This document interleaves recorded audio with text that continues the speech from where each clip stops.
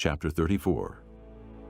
The Lord said to Moses, Chisel out 2 stone tablets like the first ones, and I will write on them the words that were on the first tablets which you broke.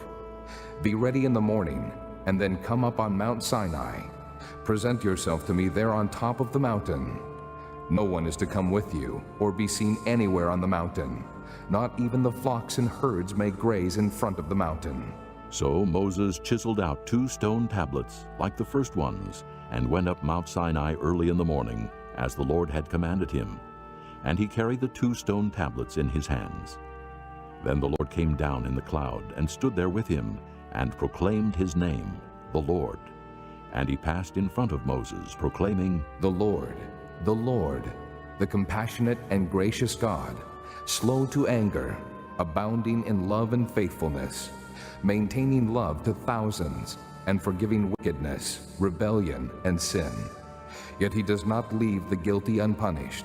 He punishes the children and their children for the sin of the fathers to the 3rd and 4th generation. Moses bowed to the ground at once and worshipped.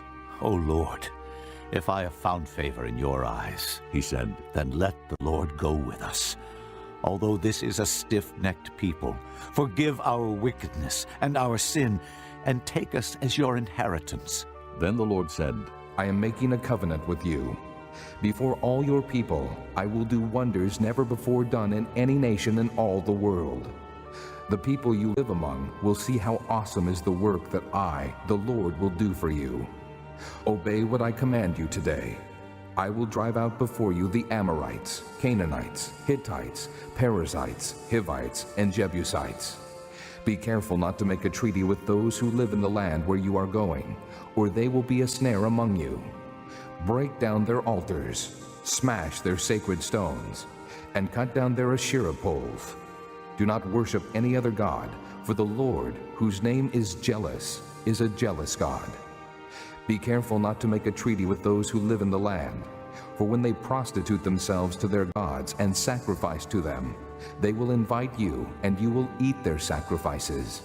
And when you choose some of their daughters as wives for your sons, and those daughters prostitute themselves to their gods, they will lead your sons to do the same.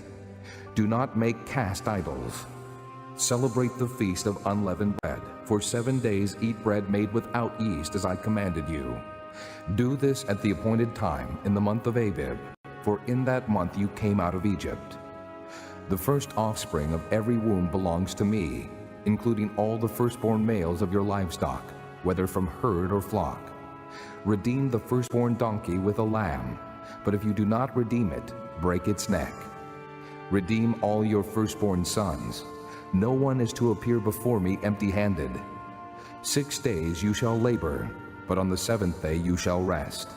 Even during the plowing season and harvest you must rest. Celebrate the Feast of Weeks with the first fruits of the wheat harvest, and the Feast of Ingathering at the turn of the year. 3 times a year, all your men are to appear before the sovereign Lord, the God of Israel. I will drive out nations before you and enlarge your territory, and no one will covet your land when you go up 3 times each year to appear before the Lord your God. Do not offer the blood of a sacrifice to me along with anything containing yeast, and do not let any of the sacrifice from the Passover feast remain until morning. Bring the best of the first fruits of your soil to the house of the Lord your God. Do not cook a young goat in its mother's milk.